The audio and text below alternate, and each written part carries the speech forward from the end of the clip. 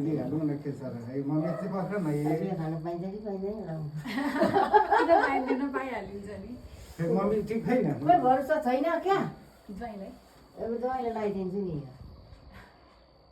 अनि भरोसा नभएको मान्छेहरूलाई त यस्तै हो कति बेला मान्नुपर्छ है नातिनी हेरी ज्वाइँ यस्तै हो जिन्दगीमा त्यस्तै छ आज त रिच हुन्छ कि क्या हौ म नातिनी मेरो फुल कहिले रोपेको हेर नि एउटा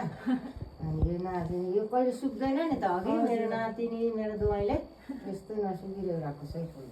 है बसिहाल्ने धेरै दिन भने अब होइन मिलेर अब खै त यता बस्नु नि